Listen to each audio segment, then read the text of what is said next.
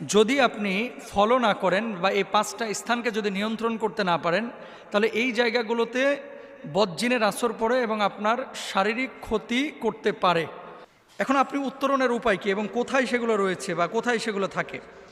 দেখেন, ঘরের এমন কিছু জায়গা রয়েছে যে জায়গাগুলোতে কেউ কোনো দিন শয় নাই, আপনি বিছানা করে রেখে দিয়েছেন এবং ঈদের পরের দিন শুয়েছেন, শোয়ার পরে 1 বছর আপনি ঢাকায় রয়েছেন, আগামী ঈদ পর্যন্ত বিছানাটাকে ওইভাবে আপনি রেখে দিয়েছেন। এইরকম বিছানা আপনারা রাখবেন না। 2 নম্বর, আলমিরার মধ্যে এমন কিছু কাপড় চোপড় আপনারা রাখেন যে কাপড় চোপড়গুলো আপনি খুলেন না সহজে। 5 মাস 6 মাস 7 মাস চলে যাচ্ছে, কিন্তু কাপড়গুলো আপনি খুলে একবার দেখেনও না, ফলো করেন না, তাকান না। যদি এরকমটা হয়ে থাকে তাহলে আপনাদেরকে অবশ্যই যে কাজটি করতে হবে, এই চাদরগুলো এবং এই ঘরগুলো যাতায়াত করতে হবে, ঝাড়াঝাড়ি করতে হবে এবং ব্যবহার করতে হবে। রাসূল সাল্লাল্লাহু আলাইহি ওয়াসাল্লাম কি বলছেন? পুরুষের জন্য 1খানা চাদর, তার স্ত্রীর জন্য 1খানা চাদর এবং তৃতীয়টি অতিথির জন্য, আর চতুর্থটি হচ্ছে শয়তানের জন্য। সহিহ মুসলিমের কিন্তু হাদিস।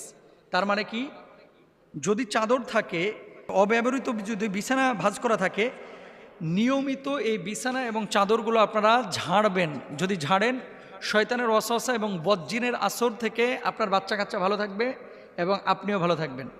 এবার আসেন 2 নম্বর, আপনার বাড়ির সবচাইতে আদর্শ জায়গা বদজিন বা শয়তানের হচ্ছে আপনার বাথরুম।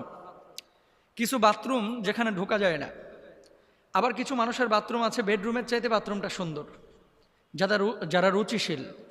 তো যাদের বাথরুম যত নিকৃষ্ট এবং অপবিত্র, ওই বাথরুমে তত বদজিনের আসর থাকে।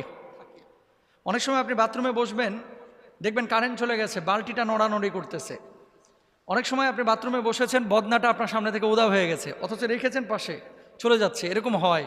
এখন এই কথা শোনার পরে অনেক দর্শক অথবা আপনারা অথবা যারা আপনারা রেকর্ড করতেছেন, আপনারা মনে করবেন যে এটা মনে হয় ফাউল কথাবার্তা, এটা কেমন কথা, বালতি আবার একা একা নড়ে কীভাবে?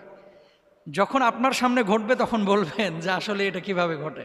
আর এখন তো সহজ, সিসি ক্যামেরায় কিন্তু এই ধরনের ভৌতিক বিষয়গুলোও দেখা যায়। অফিসে দেখবেন যে চেয়ার রাখা আছে, এই চেয়ারটা একা একা রাত্রিবেলায় ঘুরে বেড়াচ্ছে, এগুলো সিসি ক্যামেরায় দেখা যায় এবং ঘটেছেও এরকম অনেক ঘটনা। তো দেখেন, বাথরুমে যখন আপনি ঢুকবেন, বাথরুমে ঢোকার আগে আল্লাহুম্মা ইন্নী আউযু বিকা মিনাল খুবুসি ওয়াল খাবাইস দোয়া পড়ে নেবেন।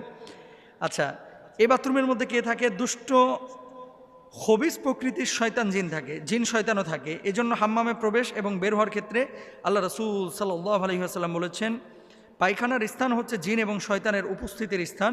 সুতরাং যারা পায়খানায় যাবে তারা যেন এই দোয়া